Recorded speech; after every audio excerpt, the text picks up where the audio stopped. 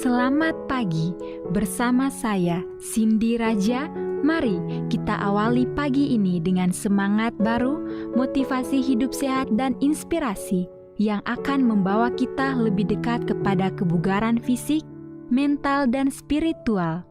Perubahan kecil dalam hidup kita hari ini bisa menjadi langkah besar menuju umur panjang yang penuh kebahagiaan.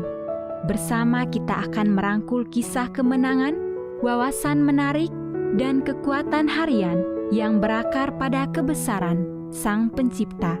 Tetap bersama kami di program Renungan Pagi, di mana setiap kata adalah dorongan untuk hari yang lebih baik. Kita mulai pagi ini dengan syukur dan harapan menuju hidup bugar selamanya. Ditulis oleh Kai Kusma bersama Pendeta Denny Kanajo. Selamat mendengarkan. Shalom, para pendengar yang diberkati oleh Tuhan dimanapun Anda berada saat ini.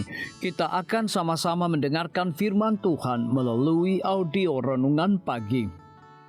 Pada tanggal 15 Agustus 2025 dengan judul Hanya Kedipan Mata Kiri. Sebelum kita melanjutkan bacaan renungan kita pada pagi hari ini, kembali saya mengajak semua para pendengar yang setia untuk berdoa bersama-sama. Bapa di sorga, terpujilah nama-Mu ya Tuhan pada pagi hari ini. Sebelum kami melakukan segala aktivitas pelayan dan pekerjaan kami sangat rindu sejenak untuk merenungkan firman Tuhan. Terima kasih Tuhan Yesus, ampuni kami Bapa, karena kami sudah berdoa hanya di dalam nama Tuhan Yesus, Juru Selamat kami. Amin. Ayat inti kita terambil di dalam Ibrani 13 ayat yang ke-6. Demikian firman Tuhan, dan janganlah kamu lupa berbuat baik dan memberi bantuan, sebab korban-korban yang demikianlah yang berkenan kepada Allah. Mari kita ikuti penjelasannya. Dominic Q.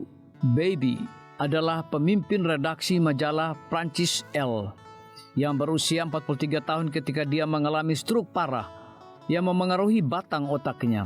Dia menggambarkan berenang dari kabut koma 20 hari kemudian dan muncul kondisi menjengkelkan yang disebut sindrom terkunci, di mana korbannya lumpuh dari ujung kepala sampai ujung kaki. Pikirannya utuh sepenuhnya, di penjara di dalam tubuhnya sendiri. Dalam kasus Bowlby, mengedipkan kelopak mata kirinya adalah satu-satunya cara dia berkomunikasi.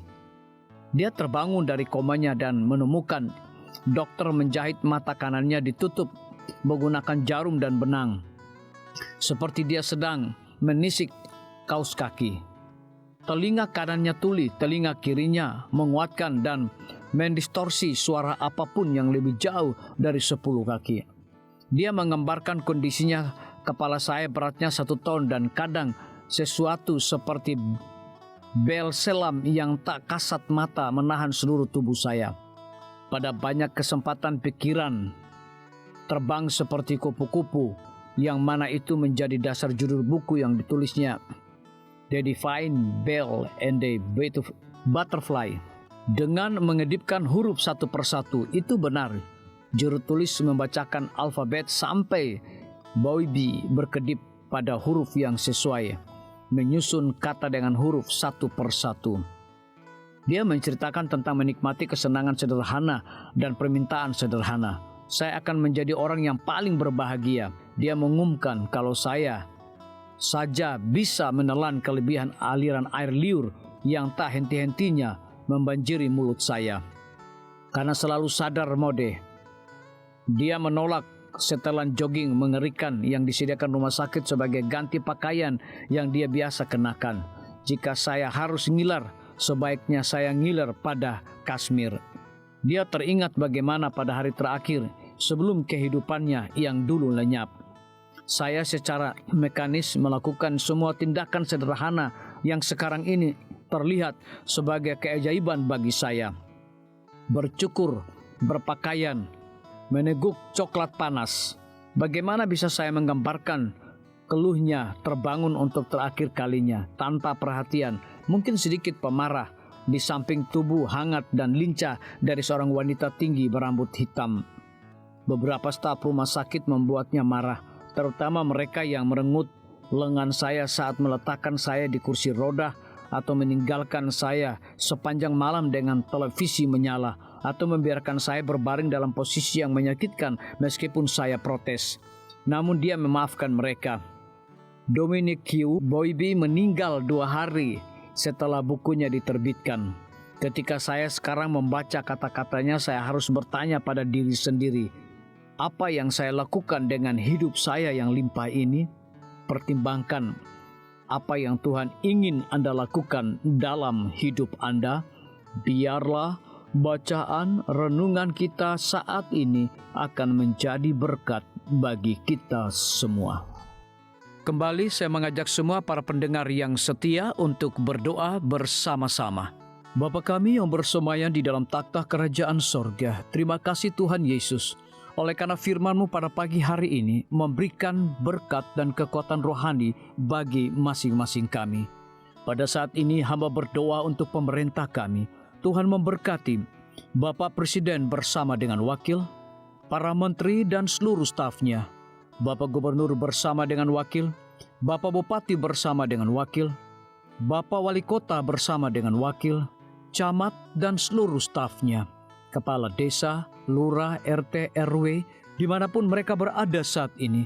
Kiranya Tuhan lindungi mereka, pelihara mereka, curahkan hikmat dan pengetahuan sorga kepada masing-masing mereka, agar mereka dapat menjalankan roda pemerintahan boleh sesuai dengan amanah dan titah daripada Tuhan sendiri. Pada pagi hari ini kami juga berdoa untuk para tim medis. Tuhan berkati dokter, perawat, bidan, farmasi, nutrisionis. Kiranya hikmat dan pengetahuan sorga, roh dedikasi yang tinggi, roh kelemah lembutan Tuhan berikan kepada masing-masing mereka, agar mereka dapat memberikan pelayanan yang terbaik bagi setiap pasien yang membutuhkan pelayanan mereka setiap hari. Kami juga berdoa untuk guru-guru, kepala sekolah, siswa, mahasiswa, bahkan dosen di setiap lembaga pendidikan.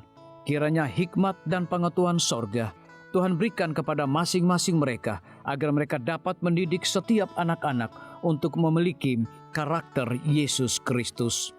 Hamba juga berdoa untuk TNI, Polri, PNS, wira swasta, petani, nelayan, ojek online dimanapun mereka berada. Kiranya berkat dan sukacita sorga Tuhan juga berikan kepada masing-masing mereka, agar mereka juga menjadi saluran berkat bagi sesama manusia. Para pendengar yang setia yang berulang tahun saat ini dimanapun mereka berada, biarlah dengan bertambahnya usia, mereka semakin hidup bersyukur dan berterima kasih kepada Tuhan setiap saat. Yang berada di dalam kebimbangan, ketidakpastian hidup, Tuhan berikan iman yang teguh dan pengharapan, agar mereka tetap percaya akan janji Tuhan setiap hari. Terima kasih Tuhan Yesus, dengarlah segala doa dan permohonan kami Bapa, dan mau mengampuni segala dosa kami, karena kami sudah berdoa hanya di dalam nama Tuhan Yesus, Juru Selamat kami. Amin. Demikian firman Tuhan yang telah kita dengarkan. Semoga hari ini menjadi berkat bagi kita semua. Sampai jumpa, Tuhan memberkati.